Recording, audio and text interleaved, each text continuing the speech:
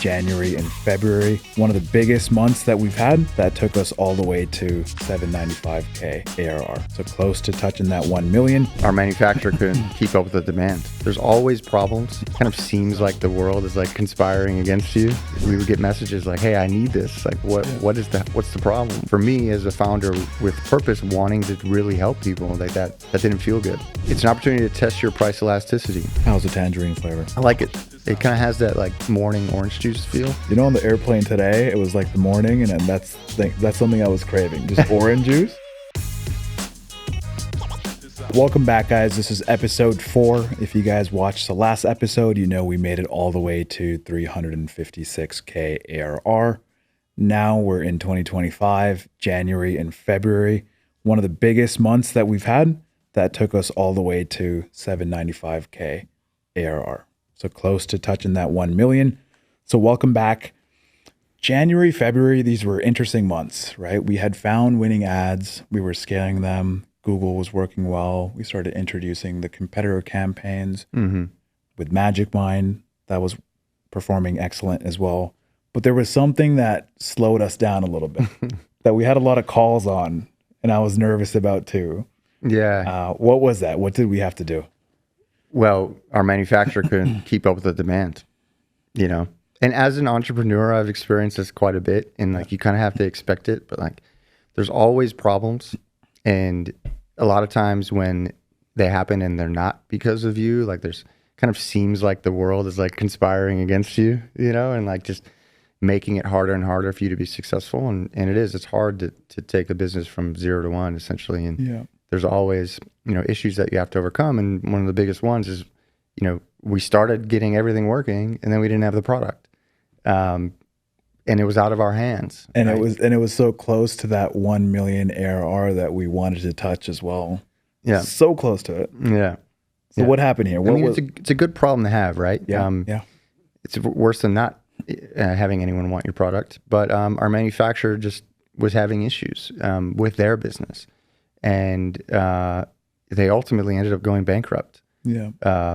Which ended up being a good thing because they got purchased by a company that recapitalized them. But for many months in our existence working with them, they were delayed in delivering what they owed us. Yeah. And, you know, customers, especially on subscription, you know, don't want to wait for the product.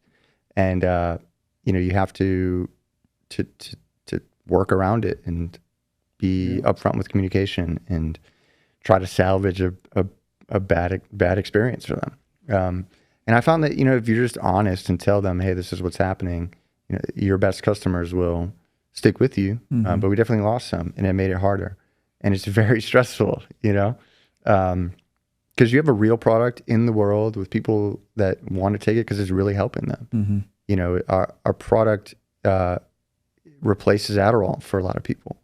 And, you know, if you know that type of kind of prescription stimulant, people take it every day. And we would get messages like, hey, I need this. Like, what's the problem? Where's it at? Yeah. And for me as a founder with purpose, wanting to really help people, like that didn't feel good. So we had started actually looking for other manufacturers to diversify it. And it's not as easy as just going to have somebody else make it, especially when you got a really, you know, complex product. Yeah. There's a lot of stuff in our blends. It works for a reason because of that. And so it was difficult to find somebody else that can make it, and we haven't. We've gotten some conversations going, and we have some potential backups, but they're still working on formulating it right. And thankfully, the original founder of the business that we work with to make it came back and bought it from the distressed owners, recapitalized it, and are now improving the processes around production. So it should be a thing of the past, but you know, again, everything can be going right, and something out of your control is going to happen. You just have to expect it and kind of, you know, be able to stay steady-minded and get through it, because it's always going to happen. I remember you bringing this up on the call a few times, right? This was the ongoing thing where they're saying, hey, we'll get you the product back, but then it got delayed back and forth, but it was very stressful. Yeah. I could see that from your end too. Yeah. And then from our side, we were like, hey, we're getting so close. Like, what other mechanisms can we use during this period? pre-orders and whatnot, and switching to the pre-order route, which also continued to perform pretty well during this time period as well. I was thinking usually with pre-orders, your CPRs would start skyrocketing up a little bit. it was really surprising. Yeah. It actually got better one week. Yeah. And I think, was there a pricing change as well during this? Yeah. Yep.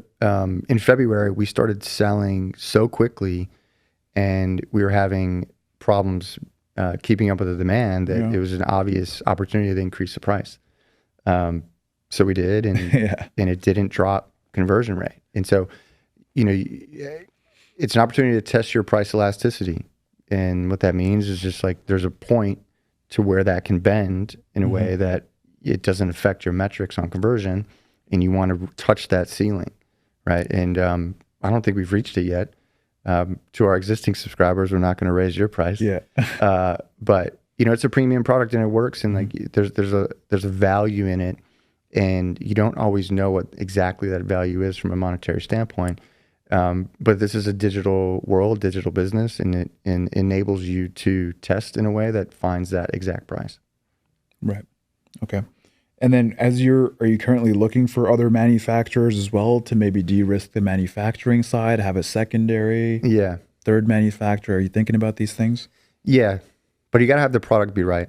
You know what I mean? You can't have a variation in the product, and it is hard to make this. So we're working on the actual formulation, having somebody else formulate it correctly. What I find most interesting is like throughout these episodes, how our conversations are changing around manufacturing and finding the right suppliers and pre-orders, and like challenges changing from day one being, hey, I need more users or customers, to now things a little bit out of your control, a little bit different. Yeah. And you, for the most part, have never done this before, me, to you, like the proverbial you. Yeah. And you just got to have the confidence and ability to stick with the problem enough to figure it out.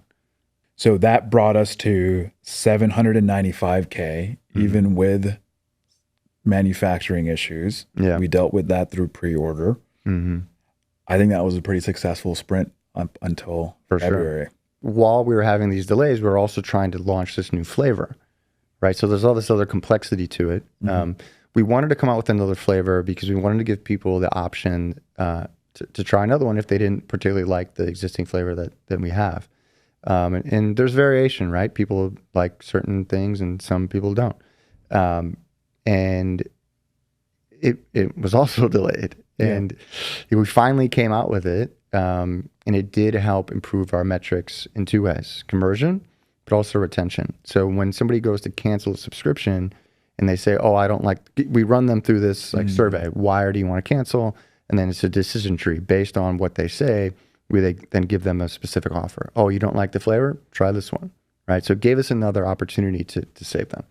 And it ended up improving our retention rate by 10%, which is a big deal. Huge. Yeah. So those types of things are just small iterations, small optimizations that you can add to your process. And I got to try out the tangerine flavor today. It's this one. Want to do it? Yeah. You want to do it right now? Let's do it.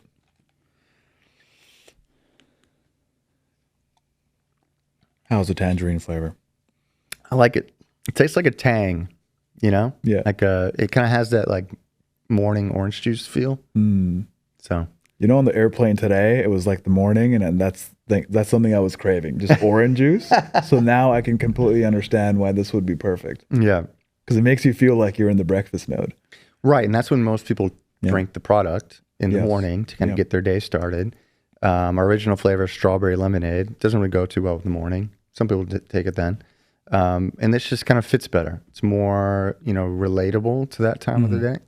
So it gives you an option to do that. And a lot of people do take it like a kind of daily cognitive supplement. It's like your daily vitamins for your brain. Get your day started and kind of set you on the right path. And there's a lot more ritualistic feel to it. Right. And I think that people feel that and kind of tell that to us in reviews. Is there a funky story or a method that someone has used to take Graymatter, Bright Mind? What do you mean? Or maybe it's not like in the morning, maybe it's not in the afternoon. Someone's using it late night, or they're putting it in their protein powder. Funny enough, some people take it to stay sober. So like they'll drink it as a social tonic. Right. We've never really marketed it for that or like thought it would be that, but it's helping people stay sober.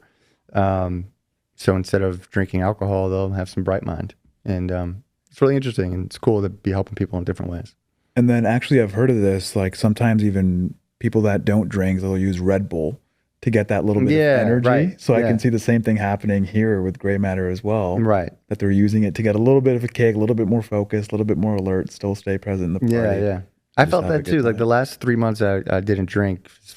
I had a procedure on my knee. Yeah. And I didn't mind it, but I would kind of get tired in the social situation. I'm old now, man. And that was the only thing I wanted to keep out, keep going, stay out. And like alcohol kind of like keeps you going and gives you some energy in a weird way. And this would do the same thing, but in a much more healthy manner. Got it. Yeah. Amazing. All right, that's it, guys. Next episode is going to be the milestone that we hit. So make sure you guys tune in for that, and we'll see you guys next time. March and April, we have something to celebrate. We officially hit 1 million ARR, and we're going to tell you guys how we did it. When you have any product, so the best marketing is word-of-mouth marketing and third-party validation. A big one is letting them use their insurance programs. You can spend from your insurance on wellness products. Meditation for me has been really, really effective and important in my life, which gave me the idea to launch Graymatter and Bright Mind because I was kind of solving my own problem. I spent all my money last year making this a thing. Yeah. And that was really hard.